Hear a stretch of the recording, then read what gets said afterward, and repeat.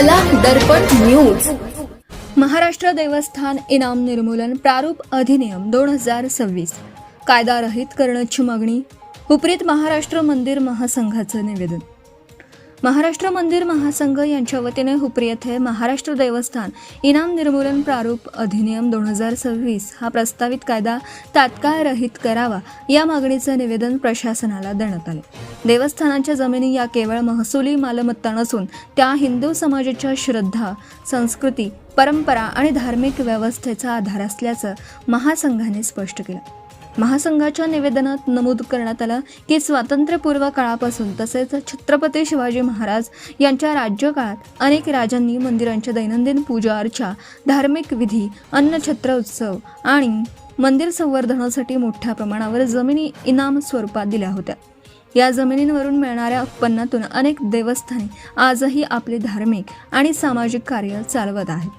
महासंघाने असा आरोप केला की प्रस्तावित कायद्याच्या कलम 3 आणि 4 नुसार सर्व देवस्थान इनामे रद्द करून त्या जमिनी वहिवाटदार किंवा पुजाऱ्यांच्या नावे मालकी स्वरूपात वर्ग करण्याचा प्रयत्न सुरू आहे।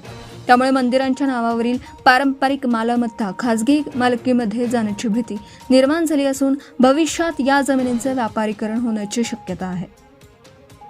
यामुळे देवस्थानांचे आर्थिक स्वायत्व धोक्यात येईल आणि मंदिरे परावलंबी बनतील अशी चिंता व्यक्त करण्यात आली। महासंघाच्या मते महाराष्ट्र सार्वजनिक विश्वस्त व्यवस्था अधिनियम 1950 अंतर्गत देवस्थानातील मूर्तीला कायदेशीर व्यक्तीचा दर्जा देण्यात आला आहे। त्यामुळे देवस्थान जमिनींची मालकी प्रत्यक्षात संबंधित देवतेची मानली जाते। अशा परिस्थितीत सरकारने कोणतीही व्यापक चर्चा न करता इनाम रद्द करण्याचा निर्णय घेणं हे धार्मिक संस्थांच्या हक्कांवर गदा आणणारे असल्याचं निवेदनात नमूद करण्यात आलं। हुपरी येथे देण्यात आलेले हे निवेदन नगर परिषदेचे प्रशासकीय अधिकारी प्रशांत तराळ यांनी स्वीकारलं। यावेळी हिंदू संघटनांचे विविध पदाधिकारी उपस्थित होते। त्यामध्ये हिंदू महासभेचे जिल्हा उपाध्यक्ष रमेश भोरे, विश्व हिंदू परिषद जिल्हा सहमंत्री निळकंठ माळी, हिंदू राष्ट्र समन्वय समितीचे नितीन काकडे, हिंदू जनजागृती समितीचे शिवानंद स्वामी व महेंद्र अहिरे तसेच मंदिर महासंघाचे अशोक गुरव, शुभम पांढरबळे, गोविंद नेमिष्ठे, संकल्प मुधाळे, अभि कांबळे, विक्रम सावंत, शिवाजी शेटके, नितीन खेवलापुरे, अमित सोनवणे, दिग्विजय घोरपडे, मनोज पाटील, रविराज ससे आणि सचिन माळी यांचा समावेश होता। महासंघाच्या प्रमुख मागण्या: प्रस्तावित कायदा लागू करण्यापूर्वी सर्व हिंदू धार्मिक संस्था, मठ, ट्रस्ट, धर्माचार्य आणि कायदेतज्ञ यांच्याशी व्यापक चर्चा करावी। देवस्थानांच्या संपत्तीचं संरक्षण करणारे स्वतंत्र धोरण राज्य शासनाने जाहीर करावं। देवस्थान जमिनीवरील वाद प्रकरण निहाय सोडवावेत। विकास आणि कुळ वहिवाट या संकल्पनांच्या माध्यमातून मंदिरांच्या मालकी हक्कांवर परिणाम होणार नाही यासाठी स्पष्ट संरक्षणात्मक तरतुदी कराव्यात। मंदिरांच्या आर्थिक स्वायत्तेचं आणि धार्मिक परंपरांचं संरक्षण करणारा कायदेशीर आराखडा तयार करावा। महासंघाने इशारा दिला की हिंदू देवस्थानांच्या मालमत्तांवर गदा आणणारा कोणताही कायदा राज्यातील भाविक आणि धार्मिक संस्थांना मान्य होणार नाही। शासनाने हा मसुदा मागे घेऊन सर्व संबंधित घटकांशी चर्चा करावी, अन्यथा राज्यभर आंदोलन करण्यात येईल असा इशाराही यावेळी देण्यात आला।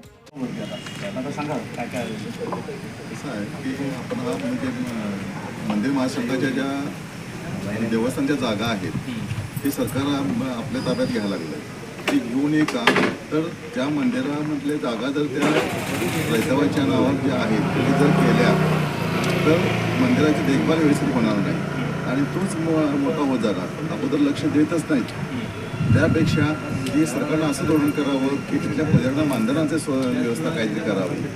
जसं मौलानाने मद्राशांना म्हणजे जसं पेमेंट म्हणजे पगार चालू आहे, मानधन चालू आहे, तसं पुजाऱ्यांना पण चालू करावं। दुसरी गोष्ट छोटी मोठी मंदिर जी आहेत ते मोठी मंदिरामधनं सरकारचे पैसा उठाव करता येईल। जर आता कोल्हापूरचं उदाहरण घेतलं तर महालक्ष्मी आहे, बाळूमाचं देवस्थान आहे, नरशी देवस्थान आहे, हे देवस्थानाचा पैसा सरकार काढून घेतं आहे। ज्योतिबा देवस्थान आहे, त्याऐवजी इथली छोटी मंदिर आहेत ती मोठी कशी होतील याकडं सरकारने लक्ष दिलं पाहिजे। याकडं लक्ष देता आहे त्या जमिनी त्यांच्या नावावर केल्या तर मग ह्या बिल्डर लॉबींच्या कशात घालायचं त्यांचा कट आहे।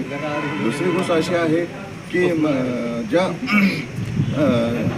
जागा आहेत त्यासाठी ह्या देवस्थानच्या नावावर राहायला पाहिजेत आणि त्यांच्या नावावर जे कष्टकऱ्यांची नावं आहेत ती नावावर राहिल्याबद्दल आमची काही अडचण नाही, पण देवस्थानच्या नावावर ज्या जमीन आहेत देवस्थानच्या नावावर राहिल्या पाहिजेत ही आमची मागणी आहे।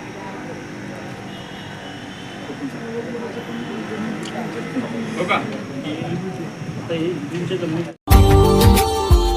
Subscribe now and press the bell icon.